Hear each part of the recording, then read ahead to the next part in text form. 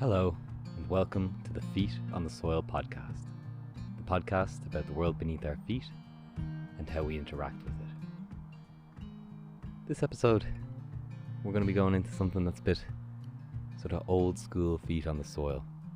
For those of you who've been around for a little while, you might remember that when I started off doing online content, it wasn't completely revolving around nature. I actually started because I wanted to talk a bit more about barefoot running. That was the thing I was really passionate about.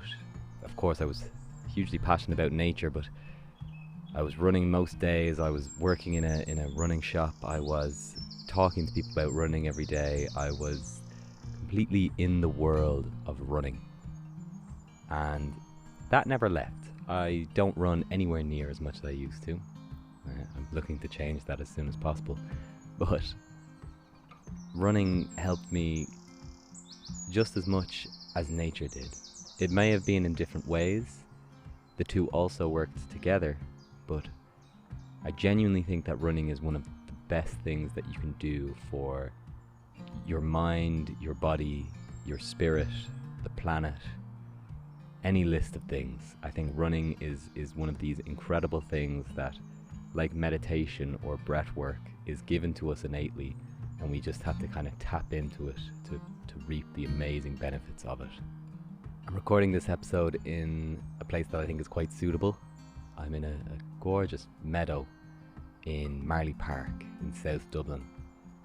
And Marley Park sits just at the foothills of the Dublin mountains that I love so much. I can look to my right and see Three Rock, where I can imagine Fairy Castle is fairly busy on a day like today, where the sun is beating down on my back. We've also got to Braddon just behind, and then just the beautiful extent of the Wicklow Mountains.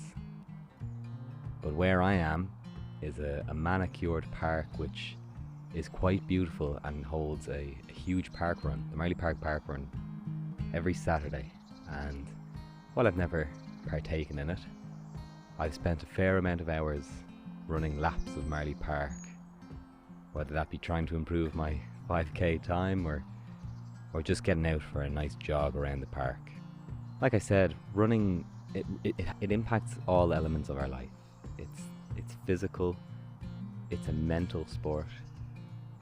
In my opinion, it really taps into this ancient spiritual part of our bodies where there's very few things that challenge us nowadays, and putting yourself through the pain of running a hard session or a long run where you're going farther than you've ever gone, I think that's really, for the spiritual side of the body, I think it's incredibly important.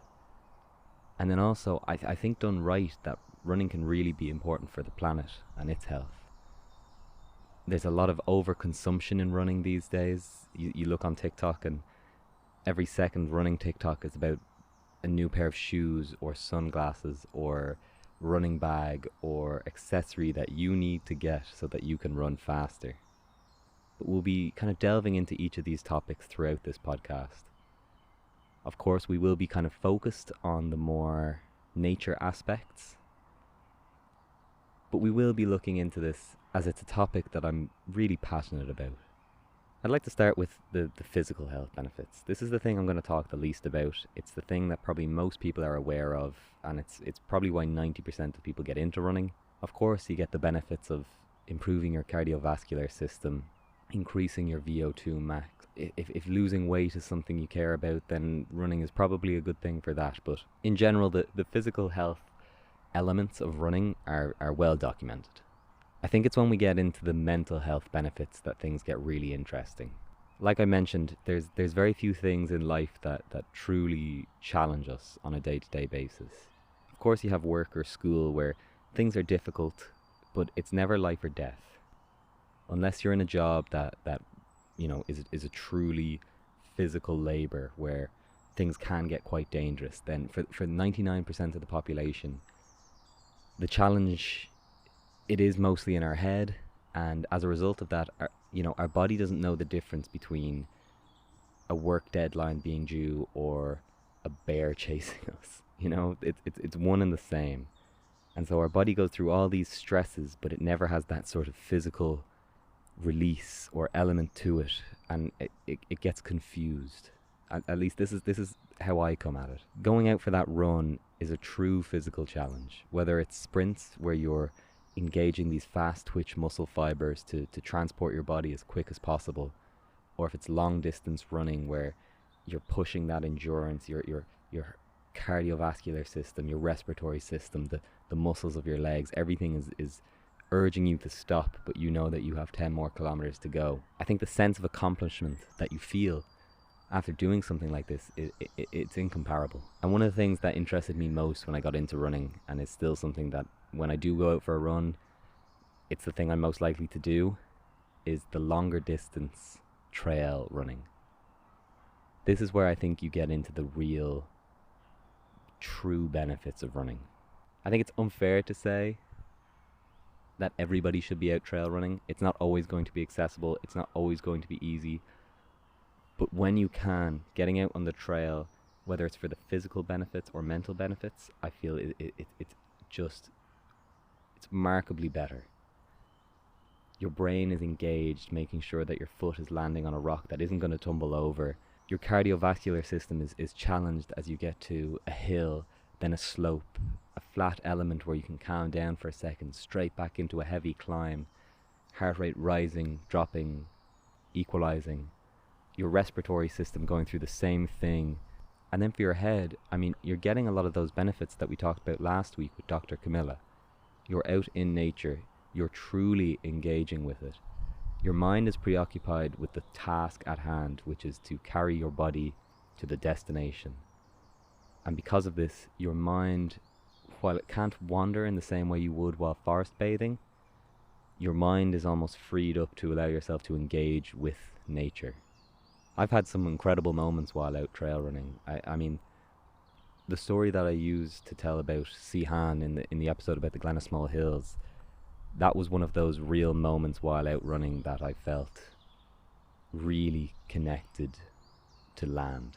You can go back and listen to that episode, but the kind of bare bones of that story where I was on a run because I had made it my mission for that day to summit Sihan, a hill by my house that I had never climbed.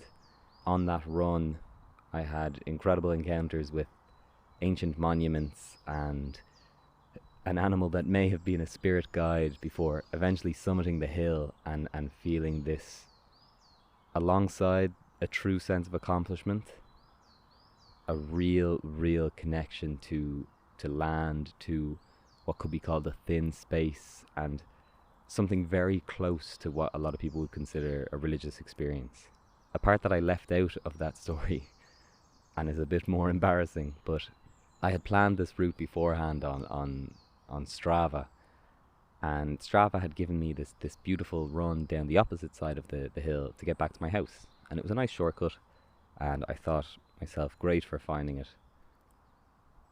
And so I came down the far side of the hill, and it was beautiful. It was clearly an old farmer road that was probably used for getting up to feed sheep or bring them in for the winter. But it was absolutely spectacular. The views down along the Glenasmole Hills were incredible. It was the first time I had been going downhill in a while, so my legs were screaming with joy as I kind of was able to just roll down this hill. And I came down and down and down for probably 200 or 300 meters before I eventually reached a farm gate. And I thought, oh God. The gate was locked. It looked like a real no trespassers type of gate, and just beyond was a few sheepdogs barking at me. And collies are gorgeous, but when they're not too happy with you, they can be a little bit intimidating. And I stood there for a few minutes trying to see if I could see the farmer, to ask him if I could hop the fence just to get back home. There was nobody there, and I slowly came to the realization that I was going to have to go right back up the way I came.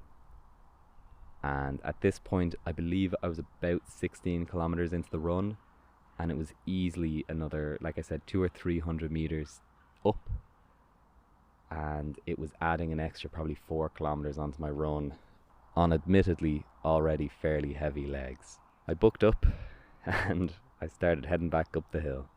And as much as I enjoyed my first time summiting Seahan, the second time was even better. By the time I got up, I really felt I had earned something. For the first time in a long, long time, I really felt that I had put the effort in. I had been running a lot at that point. I had been re-engaging with my body, its natural movement systems.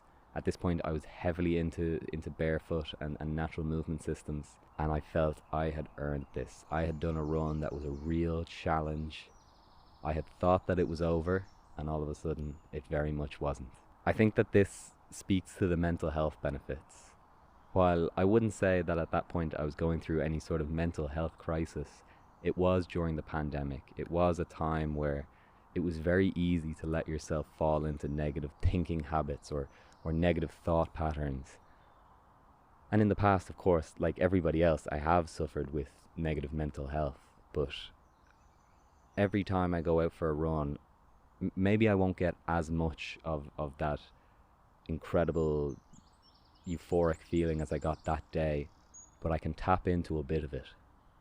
And the more times I do something truly challenging like that, I think the more I can tap into it on those slightly easier runs.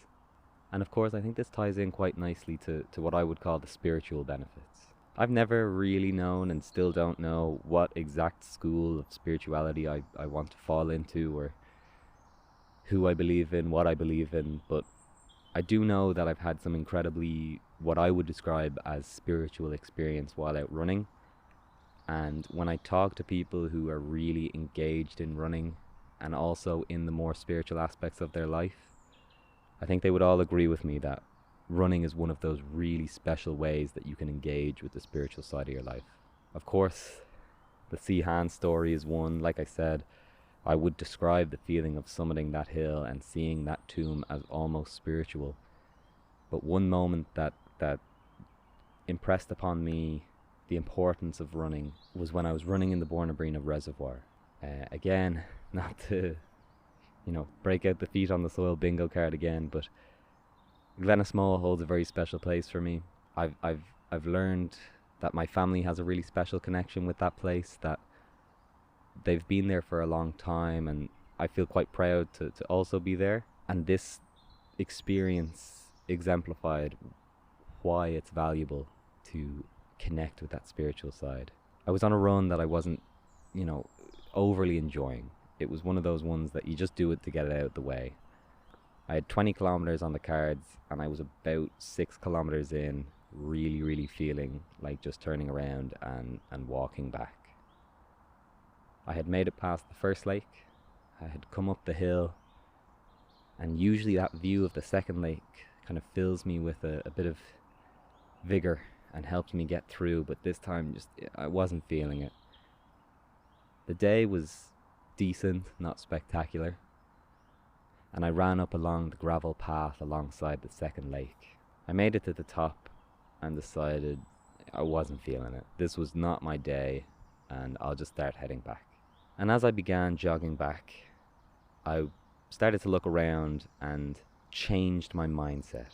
I was looking at the beautiful views I was seeing and thinking, God, I'm genuinely very grateful that my feet are capable of running me this far, that my lungs are capable of keeping me going, my heart is healthy enough to keep the blood circulating, and just how beautiful this landscape is that I'm lucky enough to be in. And the more I started thinking these thoughts of gratitude, I began to feel, and it's I suppose it's quite hippy dippy, but I began to feel this presence of people running alongside me. And you can think of this what you will, but I knew I had this overwhelming feeling that people were running alongside me. It was just as similar as being at a run club or on a race. There was the atmosphere and the energy of others. And I knew somewhere inside me that the people around me were my family. In my head, I began to picture the Glenasmole of times gone by. The lakes are artificial, and all of a sudden I could picture the course of the Dodder River before it was dammed and tamed. I could see the old houses that were demolished to make room for the lakes, the trees that were cut down, and the presence was so strong. I'm not going to say it was, this incredible. I was filled with new energy, and I set my new PB. I didn't, but I finished that run. I did the 20k. I think if I was a runner who purely cared about my pace and didn't care about these spiritual benefits, I would not have finished that run, and I would have not been stronger than I was the day before.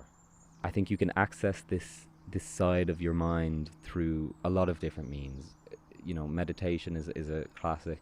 I think the kind of theory of thin spaces that I talked about in the past, getting out to these places which hold spiritual meaning, I think that's a really great way to access this side. But running for me will always have a really, really special place when it comes to this. And it's not new. I mean, running is something that, in my opinion, humans are built for. Of course, being a barefoot runner, I've read the Barefoot Bible, which is Born to Run, and it's in the title, but I think we truly are. I think we are at our most human when we're running. And in my opinion, the long distance stuff is the real. It's the gold there. It's the real. It's just beautiful. And the more we learn about ourselves, the more we learn that these sort of movement patterns have been kind of taken away from us, but they're accessible, they're free. We don't need the newest carbon-plated racing shoes to do them.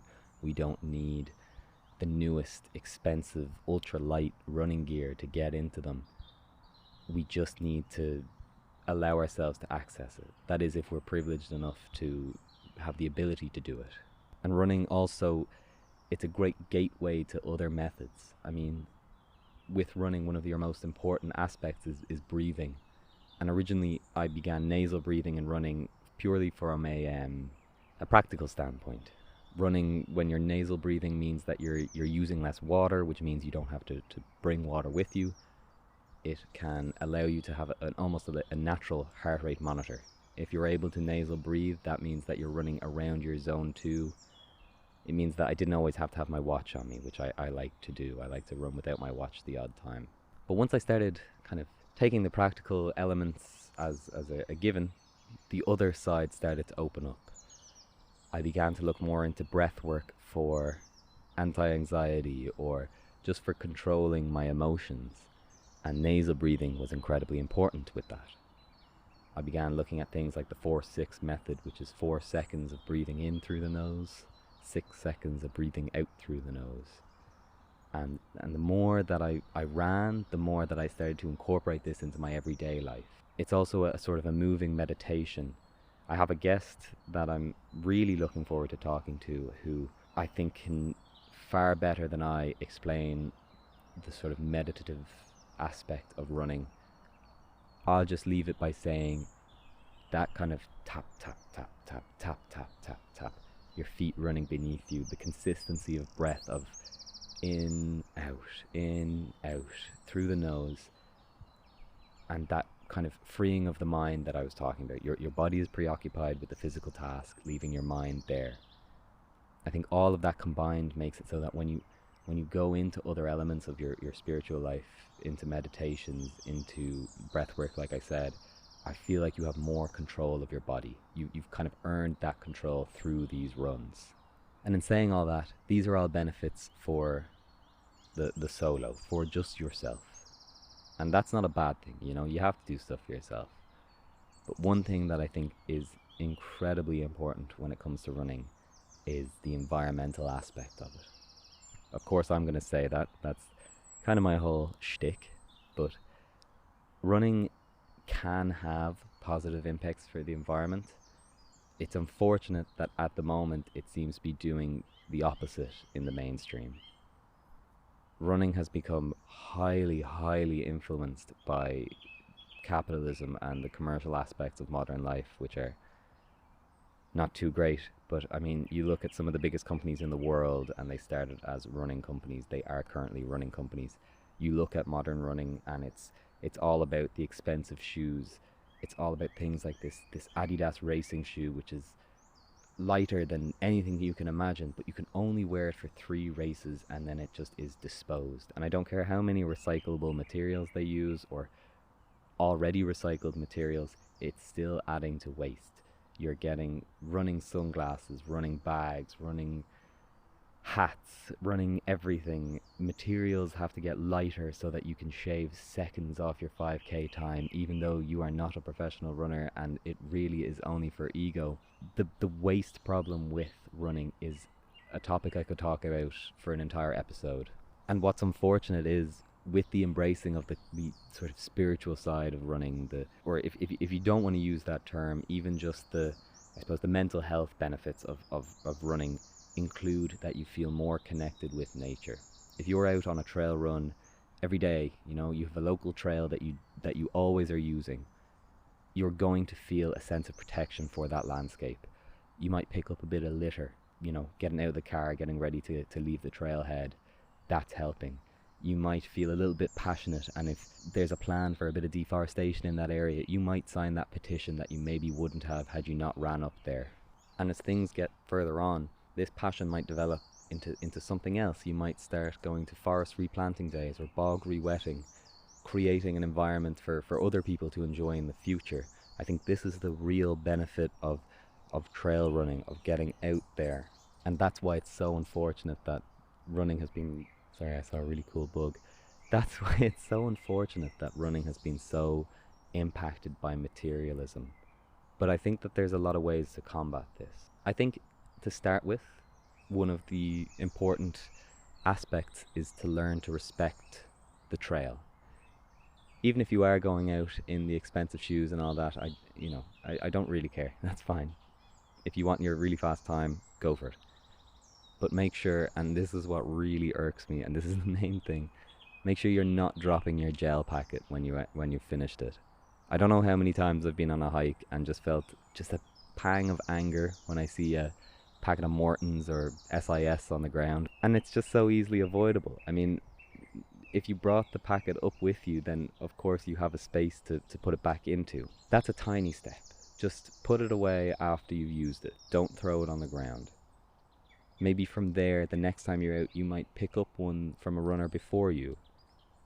Maybe the next time you'll do 10 minutes of litter picking after your run, and then maybe things will develop. You might look up new trails in your area. You might look into the history of these trails. You might look into the history of the forest they're in, and in doing so, create a connection with your local area that I really don't think can be replaced. You can get all these benefits through hiking or walking, but I think with running there's already a bit of a bad rap with their treatment of the environment, so let's change that. Another thing that can be done is look into brands that are aware of these problems and working to fix them. A lot of the barefoot brands are really good for this. So you look at the likes of Vivo Barefoot, a huge emphasis on repair by the use of rubber soles rather than big foam soles. The shoe really doesn't break down. The upper might get holes in it. These can be stitched up, but once the actual sole itself has worn out, you can send it in, get it repaired. You don't need to get an entirely new shoe, and the waste is minimized a huge amount.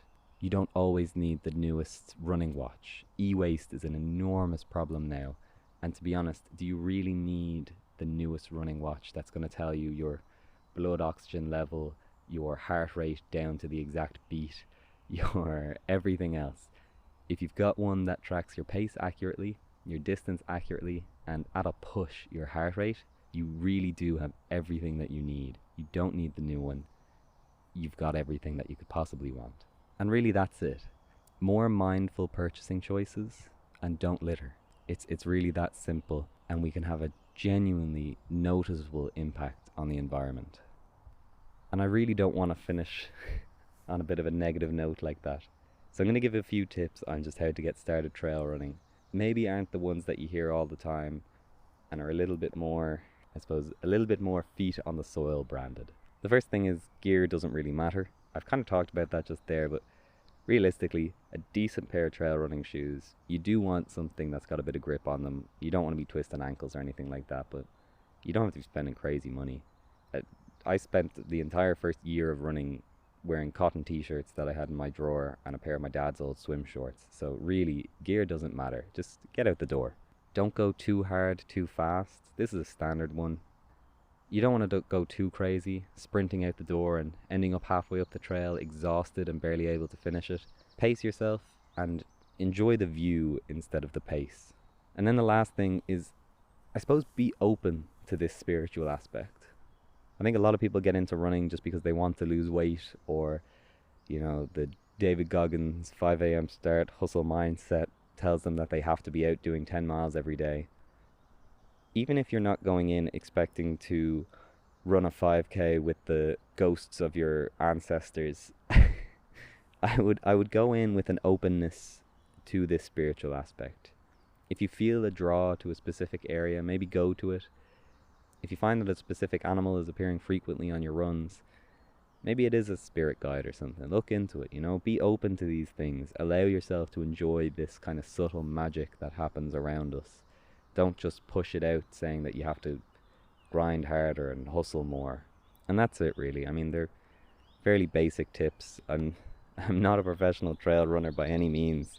I just find it to be one of the most really beneficial things I've done in my life. So the physical benefits are there. It might help improve your mental health. It might allow you to access a piece of spirituality you've not accessed in your life. And it also could help you help the environment. So I feel like if you're able to do it, at least give it a go. Even if it's a one-time thing, a quick jog in the local park, a 1 minute on, 1 minute off jog walk up a hill, anything like that. Just give yourself a taste of it, Don't write yourself off before you've even tried it. I've talked to a lot of people through my experience of running, whether that be out on the trails or in the running shop or even online, and I've heard some incredible stories about people's experiences on trails or these ultra marathon races, which are something I purposefully didn't touch on because, again, I have a pretty exciting guest on about that soon. But I would absolutely love to hear any stories that you have about experiences you've had while running. So you can either comment on Spotify or you can DM me on Instagram or TikTok. Feet on the soil on both of them. I would absolutely love to hear your stories. So that's everything. I hope you enjoyed this slightly different episode. I think I'm feeling a bit inspired by the weather and the Olympics. But try and get out for a run if you can. If you're on one while listening to this, I hope you're enjoying it. And try and get outside today.